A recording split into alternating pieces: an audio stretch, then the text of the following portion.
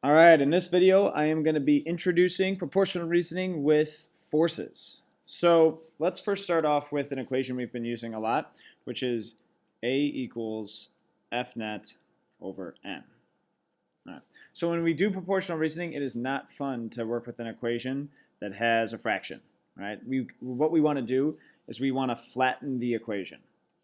So what that means is I'm just going to get rid of this fraction right here. So I could do that by just multiplying mass by both sides. So multiply mass by this side, they cancel out. Multiply mass here. So my equation ends up being ma is equal to F net. How we commonly write this is F net is equal to ma. All right. So we also have another equation. It's going to seem very similar in structure. Fg is equal to mg. Remember, g is that gravitational field strength.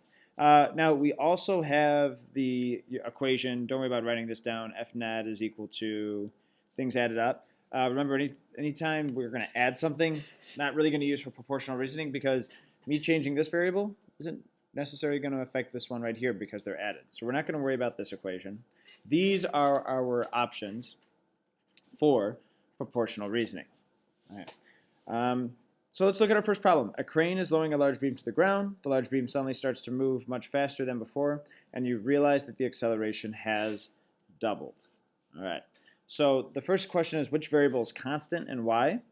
Well, it's talking about this beam, and then it's moving faster, but it's still the same beam. So I'm going to say that the mass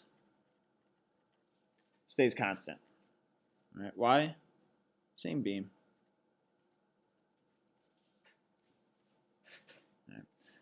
So the question is, well, what variable besides acceleration is changing? So to figure this out, I kind of have to know my equation first, right? If I'm working with my gravity equation or my F net equals ma equation. And since the acceleration is double, there's no acceleration right here. I know that I'm definitely going to use my first one right here. F net is equal to ma. I'm just going to write it under C for now because I'm going to eventually use it. So if that's the case, mass is staying the same, acceleration is changing, then F net is that other variable that would have to change in this scenario. All right, so then by what factor is the variable I identified right here different when the large beam accelerates at twice the rate? So the acceleration is 2 because it's twice the rate. My mass stays the same, so it's 1, and I'm looking for the factor that F net changes. So I'm going to plug in 2 for acceleration, 1 for mass, and I'm going to get my F net to equal just 2. Right? And that means that F net is 2 times as much. So it's 2 times the net force that must have been applied right there. Okay. Now, just something in general to help you guys out is you'll notice that this was 2, on the other side it's 2, so acceleration goes up, net force goes up. When we have variables on different sides of the equation, so if equation is flat, and that just means that there's no fraction, right? These are both flat equations, all right? Variables on opposite sides are direct. So F net equal to ma, net force goes up, acceleration goes up. That's just a general rule to kind of help check your work. All right. Conversely, variables on the same side are inversely related. So technically I should say directly related right here, but I don't have any room. Right, are inversely related. And again, I don't have any room. So again, F net equals ma. Let's say that the net force is constant, but my mass goes up. Well, that means my acceleration is going to go down. And again, I know that because they're on the same side of the equation.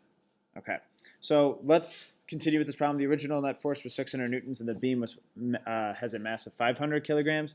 Calculate the new variable for the beam. All right, so before we just had one number and it was just easy. You just multiplied it by whatever number you have. Now we have to kind of go a step further and say like, well, in this case, the variable we were solving for was the net force, right? So I can't multiply that by the original mass of the beam. First of all, the mass of the beam stays constant, but then that's kilograms, right? I'm looking for my net force in newtons. So I know that if my net force was twice as much, I have to multiply it by my original net force, not my mass. So 2 times 600 is going to give me a final net force of 1,200 newtons. All right. So let's look at the next problem. Mr. Fedora is holding up a brick in a box. Mr. Tiger comes along and places an identical brick in the box. By what factor does the weight of the box change? All right. So which variable is constant right here? Well, first of all, it's asking about my weight. So I know that I'm going to be using my gravity equation. So Fg equals mg. All right. The thing that I know is not changing is if I'm on Earth, my gravitational field strength is not going to change no matter what. It's always going to be 9.8. So I know that that variable is going to be g. All right. What other variable besides weight is changing? Well, if g is staying the same, right, well then that means that the only variable that could change would be my force of gravity, because I know that I'm directly changing the mass. So that means that my force of gravity would be the other changing variable. All right, so now I'm going to see what factor does the force of gravity, this variable right here, change by.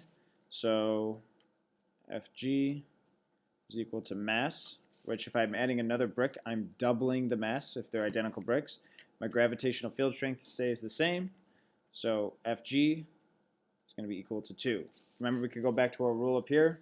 Opposite sides of the equation, right, they're going to be directly related, so go up by 2 here. On the other side, you're also going to go up as well. So that means it's 2 times as much. So now I just have to apply that. And so the original weight was 60 newtons. The gravitational field strength is 9.8 newtons per kilogram. And again, I'm trying to see how my weight changes. So I'm not going to worry about this 9.8 right here. I'm just going to do 2 times my weight, 60 newtons, and I'm going to get 120 newtons as my answer. So hopefully this video is helpful in terms of introducing proportional reasoning. You'll notice it's a lot of the same things that we've done before, just different content, right? Different equations. The nice thing is there's nothing that's really squared, so a lot of the problems are actually a little bit more simple than our past unit. So thanks for watching, guys.